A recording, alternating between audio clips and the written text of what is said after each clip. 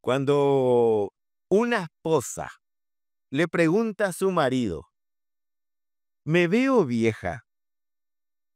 Es una de las respuestas más difíciles que un hombre casado tiene que dar. Difícil y peligrosa. Claro, porque uno puede decir una contundente mentira y puede decir, no, nada que ver. O podemos ser bíblicos y podemos ir de frente y decirle, "Y está un poquito arrugadita ya quizás". Veo que muchas hicieron esa pregunta. Y siempre termina con una situación bastante complicada, porque normalmente si el hombre es demasiado sincero, nuestras esposas se suelen ofender, ¿verdad?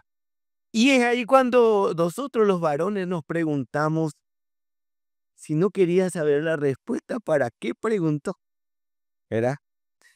Bueno, en esa misma situación pusieron al Señor en el pasaje que vamos a leer hoy. Surge una interrogante, unos judíos le hacen una pregunta a Jesús, pero ellos en realidad, hermanos, no querían oír la respuesta porque la respuesta que el Señor le iba a dar no era una respuesta que a ellos les agradara. Estos judíos le preguntaron, ¿hasta cuándo nos vas a tener en suspenso? Si eres el Mesías, dínoslo claramente. Y tras desglosar los versículos que hoy vamos a leer, hermanos, vamos a entender de por qué no querían oír esa respuesta. Hoy estamos, hermanos, meditando en la segunda parte del capítulo 10 del Evangelio del Juan. Y vimos en la primera parte, en el sermón anterior, que Jesús se presenta como el buen pastor. Y cómo Jesús hace diferencia entre el ladrón, el salteador y el verdadero pastor. También mismo cómo se diferencia del pastor asalariado. Y por otra parte, también vimos cómo hace referencia a las ovejas de su rebaño y a las ovejas ajenas. Mis ovejas oyen mi voz y me siguen. Las ajenas no le siguen. Y continuando con la exposición secuencial de este Evangelio de Juan en el capítulo 10, vamos a citar nuestra lectura desde el versículo 22 en adelante. Acompáñeme con la lectura. Juan capítulo 10, versículo 22.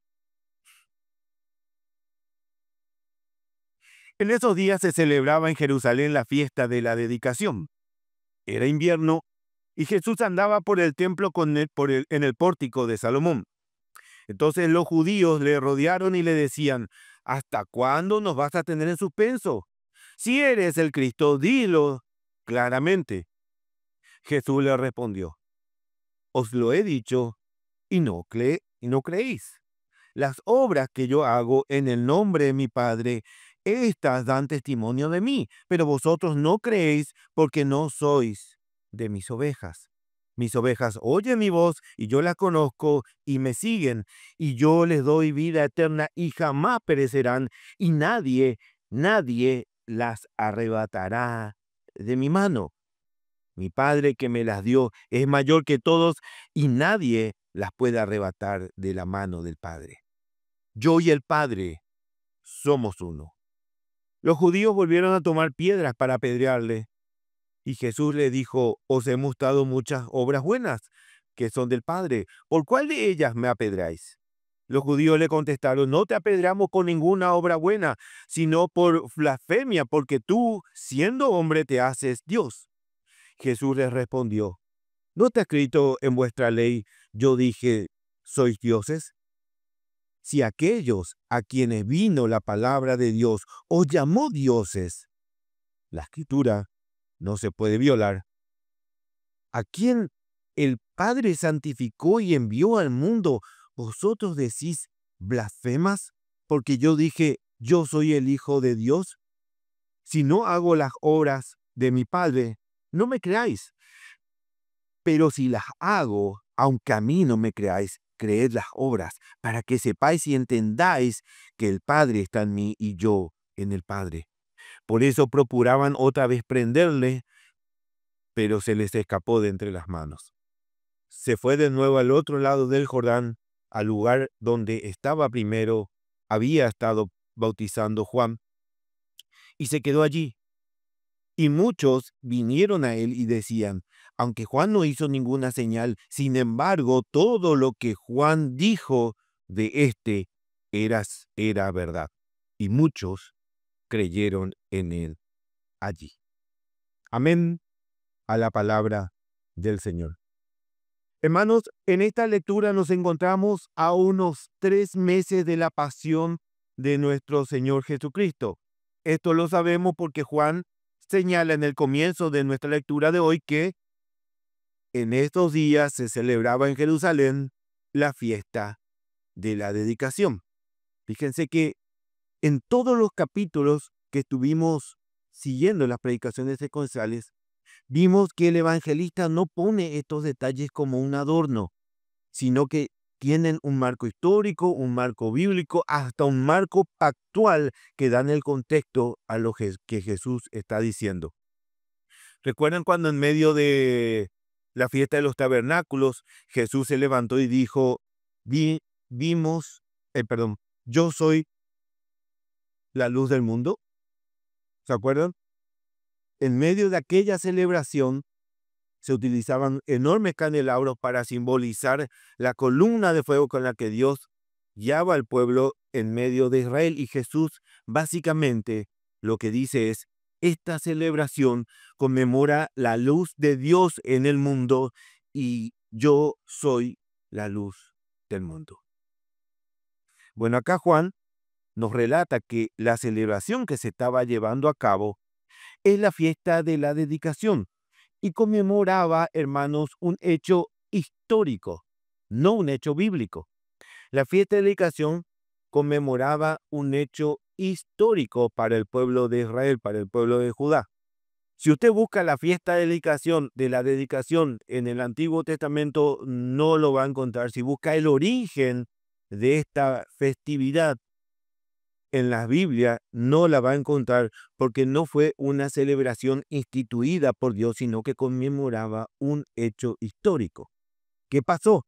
Bueno, durante los 400 años de silencio entre Malaquías y Juan el Bautista, cuando no había profeta ni había manifestación de Dios en el pueblo de Israel, el rey Antíoco Epifanes había tomado posesión de Israel tras la fragmentación del imperio de Alejandro Magno en Grecia. Antíoco promovió la helenización de los territorios que estaban bajo su mando. ¿Qué quiere decir esto? Que quería imponer el idioma, la religión, las costumbres y la filosofía griega a todos los pueblos que estaban bajo su poder. Recuerden que era un imperio que estaba compuesto por varias naciones y cada una tenía su propia creencia, sus propias tradiciones, su propia enseñanza, su propio idioma, su propia identidad, podemos decir, ¿verdad?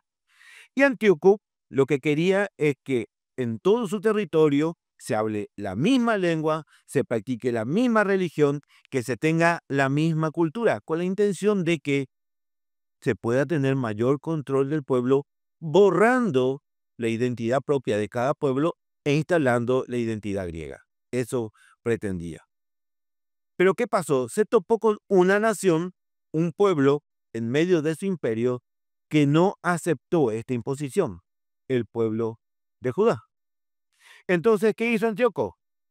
Eliminó y profanó todos los ritos religiosos del pueblo de Israel a tal punto que metió dioses falsos en el templo y quemó los escritos y hasta llegó a sacrificar un cerdo sobre el altar para profanarlo. Esto era algo aberrante para el pueblo de Israel. Para los israelitas el animal, el cerdo, era un animal impuro, no lo podían tocar, mucho menos comer. Y este cerdo estaba siendo sacrificado a dioses paganos dentro del templo de Dios. Y esto que hizo Antíoco provocó la ira de un grupo de israelitas fieles y propició una gran y épica revolución con la subversión de estos contra este emperador Antíoco. ¿Y qué aconteció? Ellos ganaron y recuperaron Jerusalén nuevamente. Esto se denominó la rebelión de los macabeos. Y luego de tomar posesión de Israel, ellos purificaron el templo, echaron fuera a todos los dioses falsos y volvieron a restaurar la adoración y el sacrificio a Dios. Esto es lo que en esto consistía la conmemoración de la fiesta de la dedicación del templo, conmemoración que estaban celebrando en el momento de nuestro relato, conmemoraban este hecho histórico. ¿Y por qué les conté todo esto? Bueno, porque el líder de esta revuelta se llamaba Judas Macabeo, de ahí viene el nombre de la revolución de los macabeos. En las Biblias católicas hay 2 libros en el Antiguo Testamento que hablan sobre estos hechos. No están incluidas en la Biblia protestante porque son considerados libros apócrifos, libros no inspirados. ¿Y qué pasaba? Para la época en que Jesús estaba en este mundo, en esta tierra, el pueblo de Israel esperaba al Mesías prometido y en las Escrituras ellos veían que este Mesías iba a ser un libertador y ellos esperaban que ese Mesías venga con la misma fuerza y la misma resolución que mostraba Judas Macabeo para liberar al pueblo de Israel, pero ahora del yugo de Roma. Cuando ellos leían las Escrituras y veían que el Mesías lo liberaría de un yugo de la esclavitud, ellos pensaban en esto como en algo terrenal, algo nacionalista. Pero las Escrituras, hermanos, hablaban de un libertador espiritual. Por esto, ellos no veían en Jesús el modelo que en sus propias mentes ellos habían concebido de un Mesías. Por años el pueblo venía esperando un libertador. Ellos estaban ansiosos de salir debajo del yugo de Roma, y esto les generaba incertidumbre. Este que está predicando, que está generando tanto revuelo, ¿es el Mesías o no es el Mesías? Y la respuesta corta es sí, Jesús es el Mesías, pero no el Mesías que humanamente estos hombres forjaron en sus mentes. Se dieron cuenta, hermanos, de que ellos tenían un concepto equivocado del Mesías y por ende de Jesús. Si nosotros vemos todos los capítulos que estuvimos leyendo hasta este momento del Evangelio de Juan, vamos a encontrar que a lo largo de todos los capítulos que estuvimos analizando, que estuvimos leyendo en el Evangelio de Juan, predomina la gente que se acercaba a Jesús con un concepto equivocado de Jesús. Con un concepto equivocado de Jesús. Vimos que algunos lo seguían porque hacía muchos prodigios, muchos milagros, y veían en Jesús a un mago, un ilusionista. Otros seguían a Jesús porque multiplicó los panes y los peces, y veían a Jesús como alguien que podía abastecerles de alimentos sin tener que padecer más hambre y sin tener que trabajar. Podemos decir que venían buscando las recompensas materiales de Jesús. Por otro lado, estaban los que buscaban sanidad, y solo eso. Como se acercó el oficial del rey, él estaba buscando sanidad para su hijo enfermo. Él no vino por el mensaje de arrepentimiento, ni vino confrontado por los pecados. A él no le interesaba el mensaje de salvación que estaba proclamando Jesús. Él solo quería sanidad para su hijo. Este hombre estaba viendo en Jesús un médico milagroso. Luego el Señor le abrió el entendimiento, pero en un principio ese era el concepto que tenía de Jesús. Los más espirituales lo consideraban un maestro, pero solo un maestro. ¿Se acuerdan de Nicodemo? Sabemos que vienes de Dios como maestro. Otros un profeta. Y si bien uno de los tres oficios de Jesús es el de profeta, también ostenta el cargo de sacerdote y rey. Así que Jesús no es simplemente un profeta más. No, hermanos. La mayoría venía a Jesús con un concepto equivocado. Incluso seguían a Jesús por esos conceptos equivocados. Y ahora podemos ver que muchos esperaban saber si Jesús era ese Mesías a quien imaginaban como un salvador nacionalista del yugo de Roma, un nuevo rey para Judá. El rey que ellos buscaban era un rey terrenal, uno que los libre de la opresión de Roma. ¿Se acuerdan cuando multiplicó los panes y los peces? La gente quiso hacerle rey. Esto está en el Evangelio de Juan, capítulo 6, 14. La gente entonces, al ver la señal que Jesús había hecho, decía, verdaderamente, este es el profeta que había de venir al mundo. Por lo que Jesús, dándose cuenta de que iban a venir y llevárselo por la fuerza para hacerle rey, se retiró otra vez al monte él solo. Jesús, hermanos, es rey, pero no es un rey terrenal.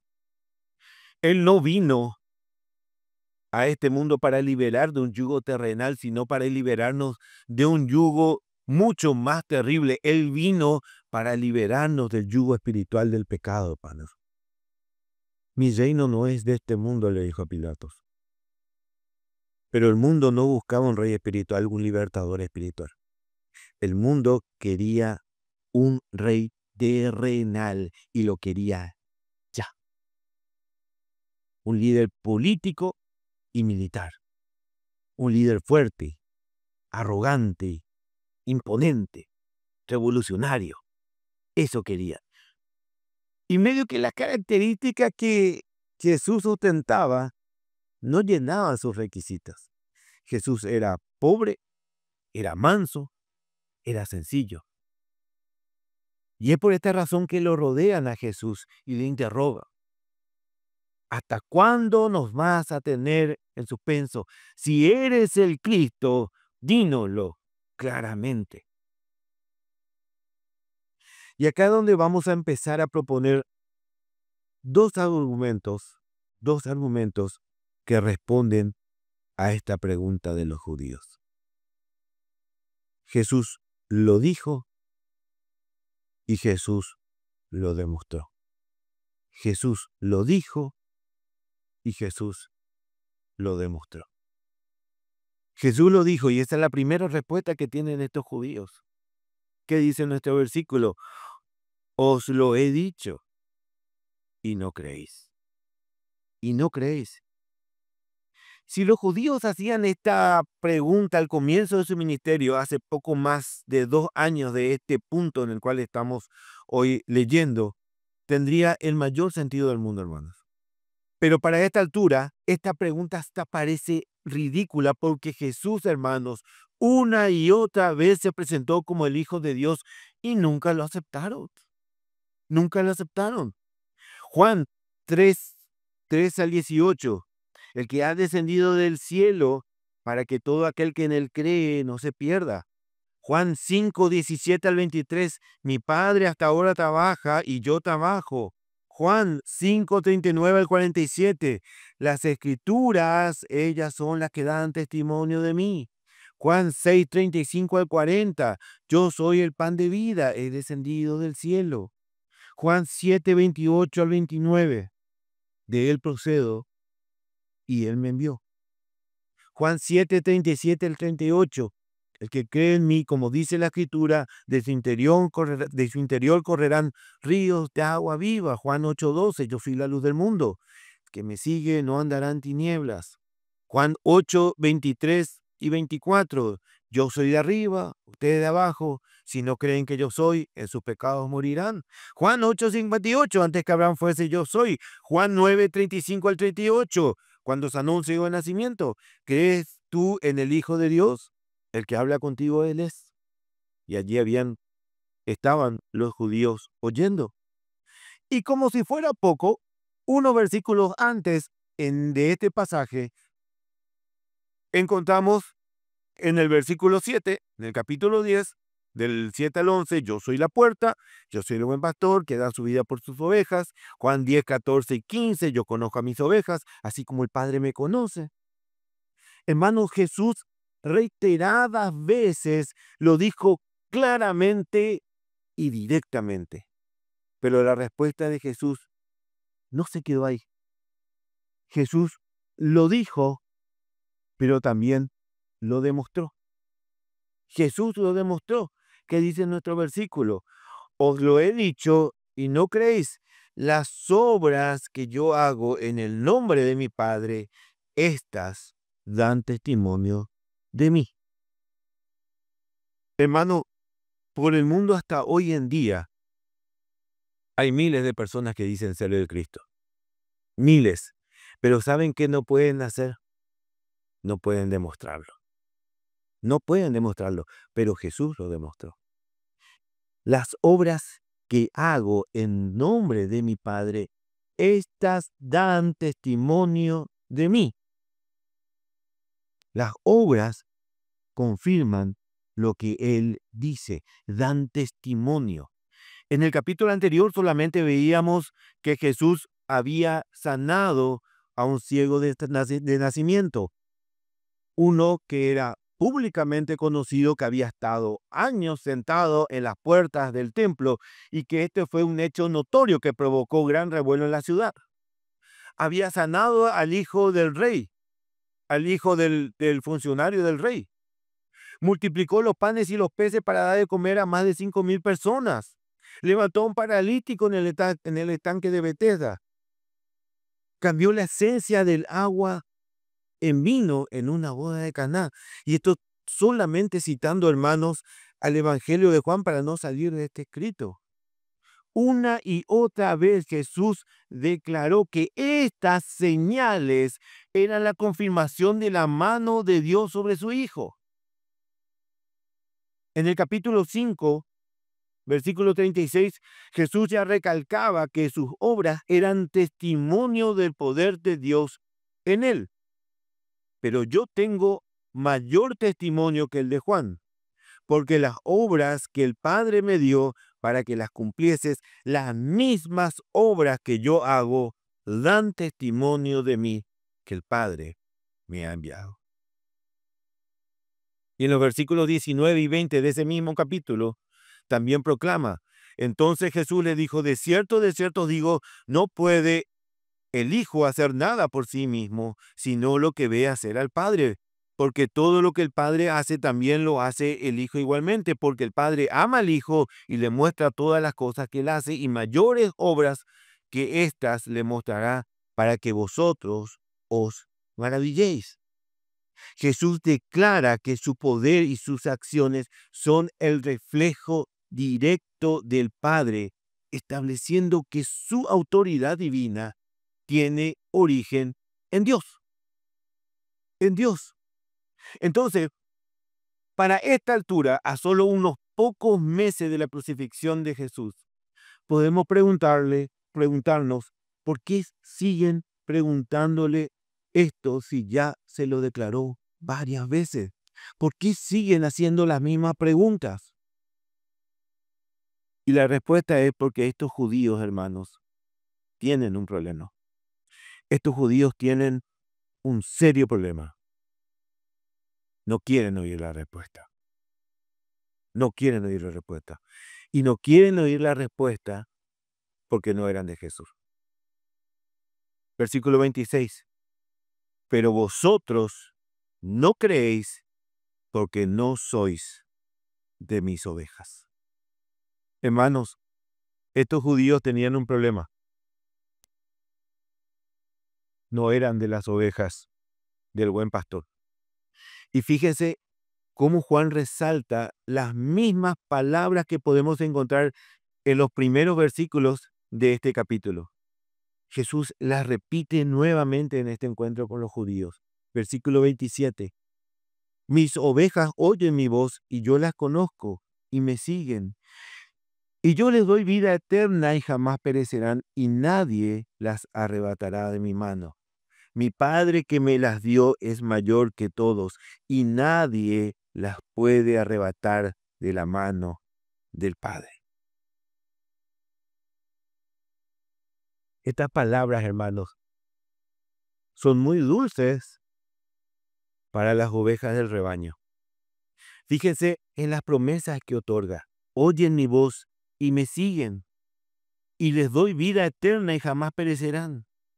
Y como si fuera poco, hay una promesa de seguridad de Jesús, y nadie las arrebatará de mi mano. Versículo 29, mi Padre que me la dio es mayor que todos, y nadie las puede arrebatar de mi mano.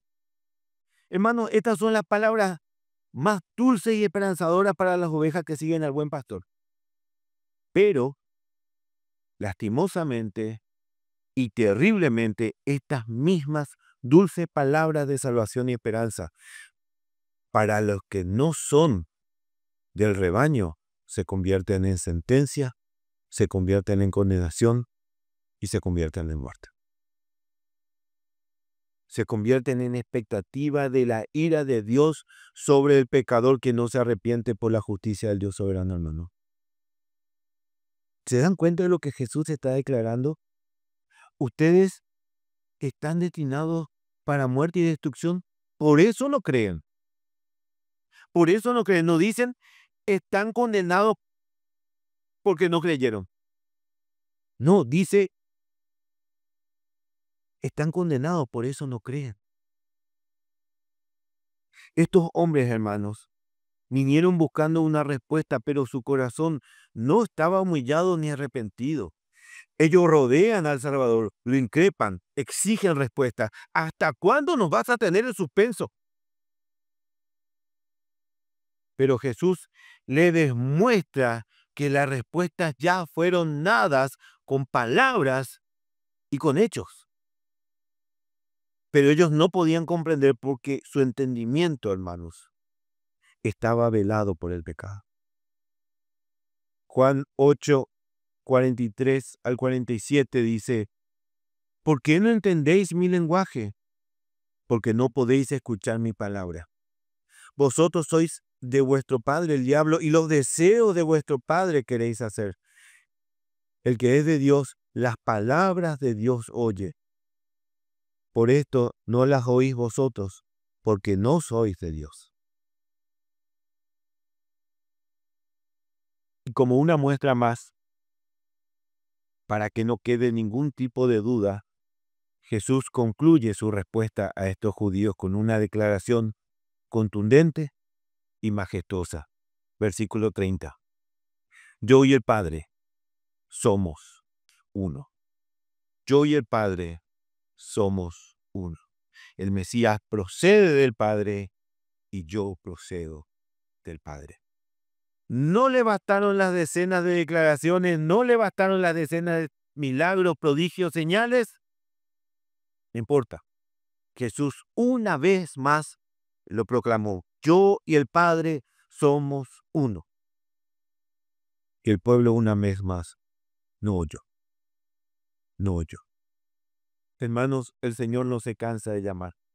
Él va a llamar 1.000 millones de veces, pero quienes no fueron dados del Padre, hermanos, no pueden oír la voz del pastor. No pueden oír la voz del pastor. 31. Los judíos volvieron a tomar piedras para apedrearle, y Jesús les dijo, os he mostrado muchas obras buenas que son del Padre. ¿Por cuál de ellas me apedráis? Versículo 33. Los judíos le contestaron, no te apedreamos por ninguna obra buena, sino por blasfemia, porque tú, siendo hombre, te haces Dios. ¿Se dan cuenta del nivel de hipocresía? Querían saber si era el Mesías. Jesús les demostró que era el Mesías y lo proclamó. Pero ahora, por tener la verdad, quiere matarlo. ¿Se dan cuenta? Versículo 34. Jesús les respondió, ¿no está escrito en vuestra ley, yo dije, soy dioses? Si aquellos a quienes vino la palabra de Dios los llamó dioses y las escrituras no se pueden violar, a quien el Padre santificó y envió al mundo, vosotros decís blasfemas, porque dije yo soy el Hijo de Dios. Y este es uno de los textos que más se ha mal interpretado por los idóctos. Jesús está citando al Salmo 82, versículo 6, yo dije, vosotros sois dioses. En ese salmo, Dios se dirige irónicamente a los jueces humanos a quienes había confiado la autoridad de Israel. Se les llama dioses porque representaban a Dios en cuanto a lo que era la administración de justicia, por lo que también aplicaba para los jueces. Pero Dios les estaba reprochando su injusticia. Hermano, esta mención no eleva a los jueces a una divinidad celestial, sino que muestra cómo incluso hombres con autoridad pueden ser llamados dioses, entre comillas, en el sentido funcional o representativo. Jesús está haciendo un argumento de menor a mayor. Si a simples hombres corruptibles se le llamó dioses por tener la palabra de Dios, ¿por qué se escandalizan de que yo, el Hijo del Dios verdadero, diga que lo soy? Si el Padre me santificó y me envió. Jesús no se está igualando con los jueces corruptos, sino que dice, si ellos pudieron ser llamados dioses sin cometer blasfemia, ¿cómo es blasfemia que yo, el Hijo eterno, lo diga de mí mismo? Y concluye, hermanos, este texto con una última exhortación para estos judíos. Versículo 37. Si no hago las obras de mi Padre, no me creáis. Pero si las hago, aunque a mí no me creáis, creed las obras, para que sepáis y entendáis que el Padre está en mí y yo en el Padre. Dije que estas palabras de Jesús son la última exhortación porque después de esto Él ya no se va a manifestar más públicamente ante los judíos. Y en este episodio es como que Jesús está cerrando su ministerio público. En los siguientes capítulos vamos a encontrar que Jesús resucita a Lázaro y luego ya entramos en todo lo que es el relato de su pasión hasta la crucifixión por nosotros. Y es como que con estas palabras Jesús hace un último llamado a estos hombres perdidos para que procedan al arrepentimiento. Miren, si no creen en lo que digo, miren lo que hago. Esas obras dan testimonio de mí. Si no hago las obras de mi Padre, no me creáis, pero si las hago, aunque a mí no me creáis, creed las obras, para que sepáis y entendáis que el Padre está en mí y yo en el Padre. Las palabras, hermanos, que en algunos provocaron arrepentimiento y fe y salvación, en otros hombres provocaron ira, enojo, juicio, condenación. Y hermanos, quiero extraer 3 pensamientos a la luz de este texto que estuvimos desglosando hoy. El primer pensamiento es que Jesús siempre da respuestas claras a un mundo caído.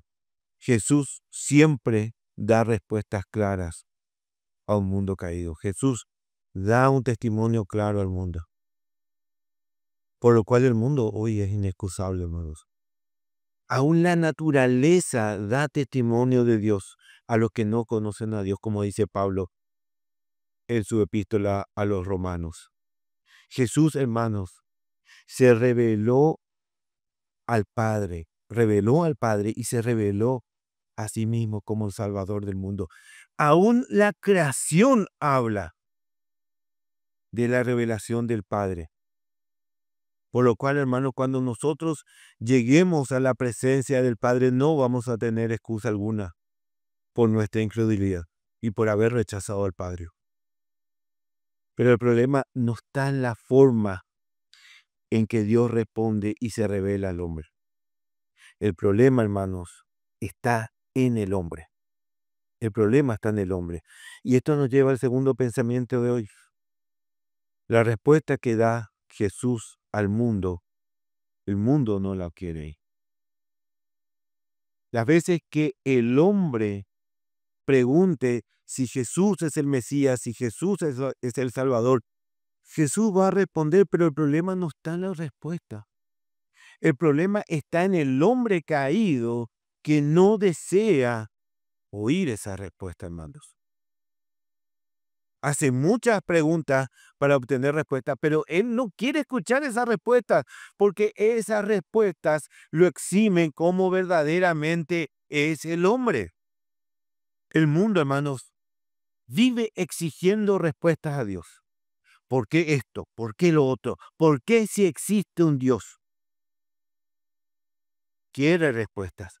Y cuando Dios se las manifiesta en su Santa Escritura, no las recibe, no quisieran oírlas, las rechazan, se llenan de ira porque estas palabras revelan la verdadera condición del hombre, que es un pecador y que está condenado.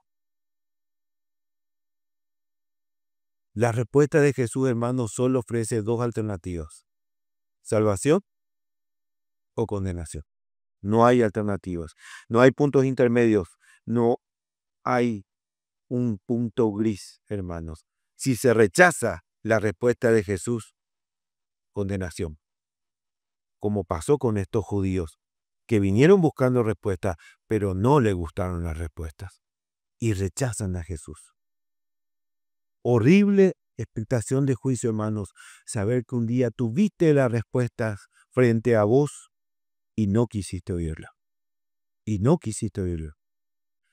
Pero al mismo tiempo, esas palabras son promesas dulces de salvación para aquel que sí las quiere oír. Fíjense en esto, hermanos. En medio de toda esta incredulidad hay un fragmento del texto que lo pasamos muy superficialmente. Fíjense en el versículo 40.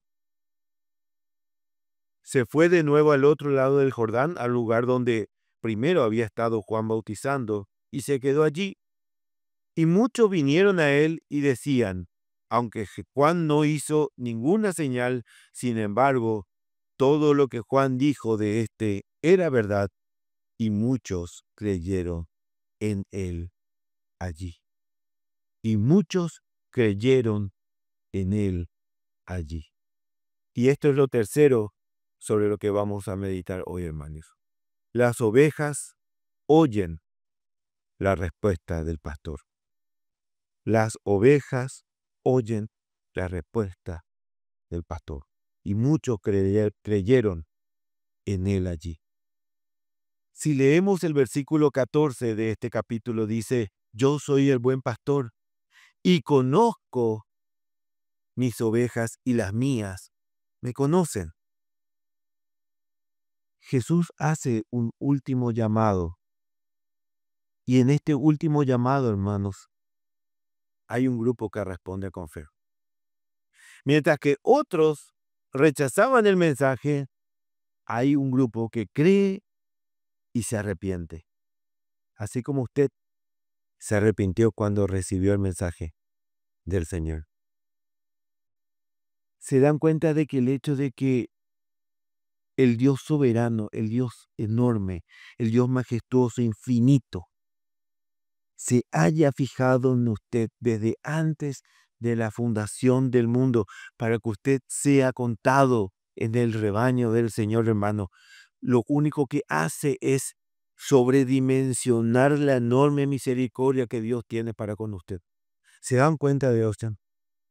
Millones, hermanos, millones reciben el mensaje, pero lo rechazan porque no son ovejas del rebaño del Señor. Están muertos en sus delitos y pecados, como dice Pablo. Lo único, hermanos, que lo diferencia a usted del mundo es que usted oyó la voz de su pastor. Ahora, ¿qué mérito tenía usted para ser contado en el rebaño del buen pastor? Ninguno. Ninguno.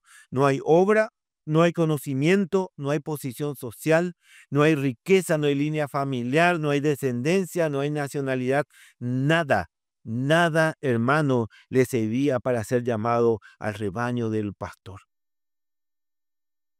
Pero aún así, su Salvador llamó a esa oveja deshilachada, flaca, errabunda y rebelde para limpiarla, sanarla y curarla, hermanos. ¿Se dan cuenta que al entender esto Dios es más inmenso en nuestra mente? ¿Se dan cuenta? La majestuosidad del Salvador es mucho más gloriosa ante nuestros ojos. Pero no solo llamó a sus ovejas, también le entregó promesas. Y yo les doy vida eterna y jamás perecerán y nadie las arrebatará de mi mano. Nadie las arrebatará de la mano de Dios. Hermanos, usted no tiene un trágico final a entregar este cuerpo corruptible.